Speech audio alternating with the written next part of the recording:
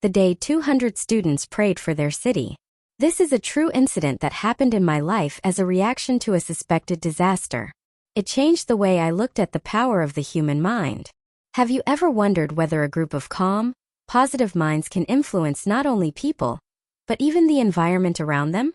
Today I want to share one such unforgettable experience from my own life. This incident happened nearly 40 years ago, when I was working as a psychology lecturer in a college. One morning I left home for college as usual. But that day was different. The rain was pouring relentlessly. The roads were flooded. Lightning was flashing continuously.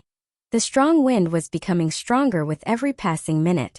The drive to college, which usually took about 50 minutes, felt much longer. Only because my driver was extremely skilled could we reach the college safely.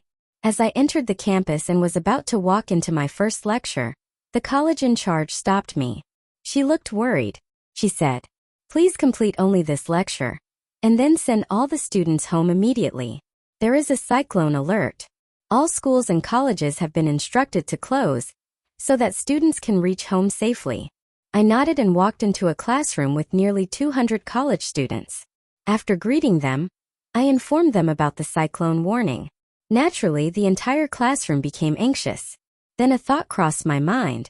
Instead of allowing these young minds to leave with fear, could I help them leave with hope?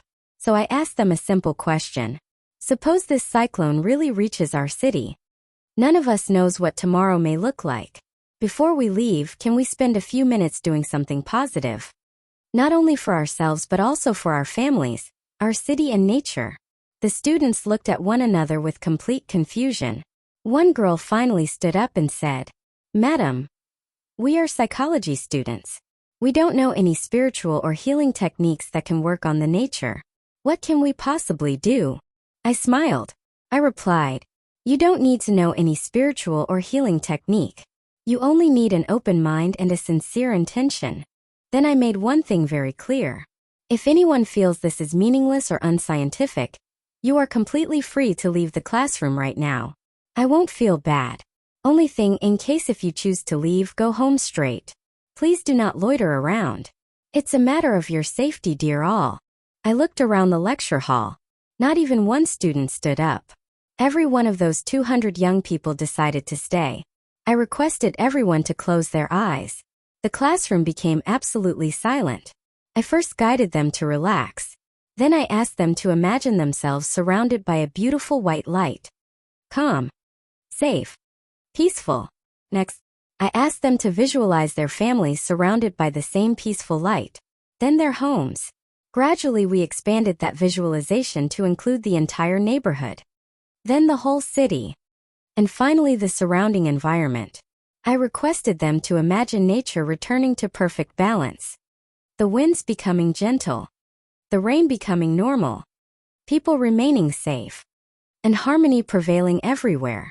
No fear. No panic. Only gratitude and balance. After about 15 minutes, I asked everyone to slowly open their eyes. I smiled and said, "We still have some time left. Shall we study?"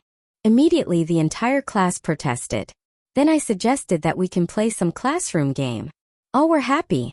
Everyone burst into laughter.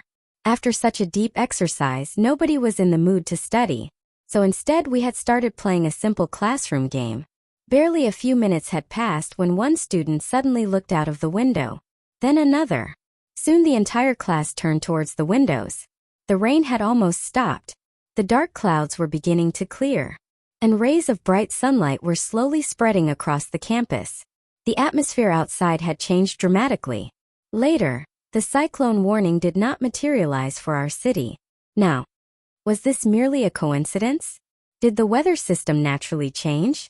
Or did 200 focused minds somehow contribute to a positive outcome? I leave that question entirely to you. But there is one thing that nobody present in that classroom could deny. Every student experienced how quickly fear disappeared when the mind became calm, focused and united with a positive purpose. That day they discovered a power far greater than panic. The power of collective positive thinking. Over the decades, I have seen this principle transform individuals, families, workplaces, and relationships. When our minds remain trapped in fear, fear grows. When our minds become disciplined and constructive, we begin creating possibilities instead of problems. Perhaps that is one of the greatest responsibilities each one of us carries. Not merely to think, but to think consciously. Because every thought is a seed. And one day, every seed becomes our reality. If this story made you pause and reflect, share it with someone who believes that one person cannot make a difference. Sometimes, it doesn't take one person. It takes 200 positive minds united by one sincere intention. Thank you for watching. If stories like these inspire you to explore the untapped potential of the human mind, do subscribe to the channel, share this video, and let me know your thoughts in the comments. Until next time, keep your mind positive, your intentions pure, and your actions meaningful.